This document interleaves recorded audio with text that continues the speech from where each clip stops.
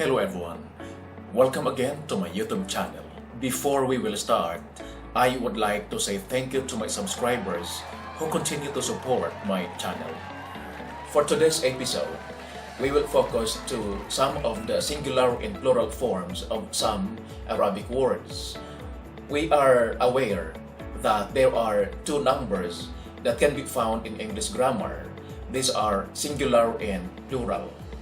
So what is exciting here, these singular and plural forms can also be found in Arabic language. As to the context of plural forms in Arabic language, this can be done according to the gender of the words. It's between masculine and feminine.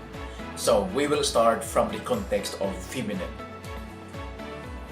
Let us start from the word that belongs to feminine. So, for example, the word car. The plural of this is cars. So, the Arabic of the word car is sayara. The Arabic of the word car is sayara. If you notice, you can find ta marbuta at the end of this word, or there's letter A that can be found at the end of the word. So, if that's the case, that word belongs to feminine. So to change this into plural form, you will only add letter T. So from sayara, if that will be changed into plural form, you may say sayarat, sayara car, sayarat cars. It's simple. Now again, it's easy to determine if the word belongs to feminine because there is ta marbuta at the end of the word.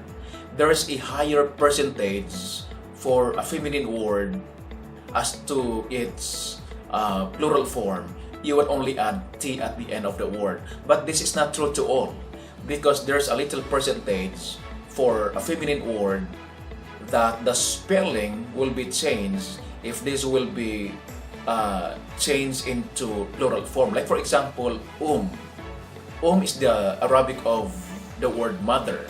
So if you will say mothers, from that will become ummahat. Ummahat. So from that becomes ummahat. As what I've said, there's a higher percentage that you will only add T to make it plural. So, sayara, sayarat, ummahat. But when you say feminine in Arabic language, that will not only refer to human beings. Even objects in Arabic language, there are words that can be considered as feminine. So again, in terms of gender in Arabic language, as to the context of feminine, that is not only referred to human beings, even objects. There are objects which are belong to feminine. Another word that belongs to feminine is mudarrisa. Mudarrisa is the Arabic of teacher, a female teacher. So, teacher, mudarrisa. But if you will say teachers, female teachers, mudarrisa, as what I've said, if there's ta marbuta at the end of the word, if that word belongs to feminine, you will only add T at the end of the word. So mudarrisa becomes mudarrisat. Mudarrisa, mudarrisat. Sayara, sayarat. But in some cases, it's not true to all. Just like what I said a while ago, is the Arabic of mother. So if you will say mothers, that becomes ummahat. But this is a little percentage only in the world of feminine words in Arabic language. So again,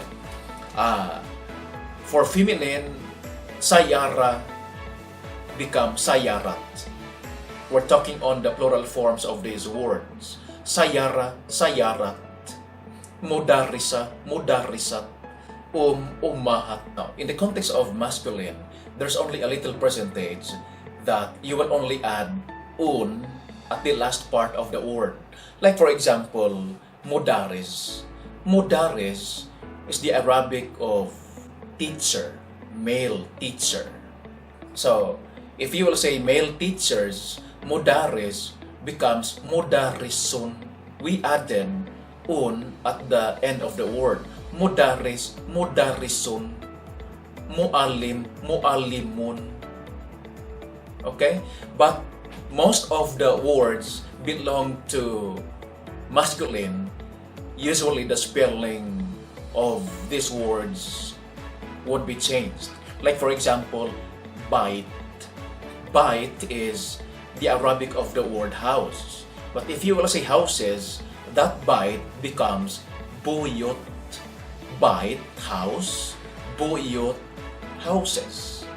Now another, if you will say kitab, kitab is the Arabic of the word book. But if you will say books, kitab becomes kutub, kitab, kutub, bait, buyut. Now another, if you will say tarik, tarik is the Arabic of the word street. But if you will say streets, that tarik becomes turuk. Another example, the Arabic of the word pen is kalam, kalam. But if you will say pens, so that becomes aklam, kalam, aklam. Kitab, kutub, bait, buyut, tarik, turuk. This is another meaningful conversation to the aspiring communicators who want to know the plural forms of Arabic words. Thank you for watching. Stay close for the next video.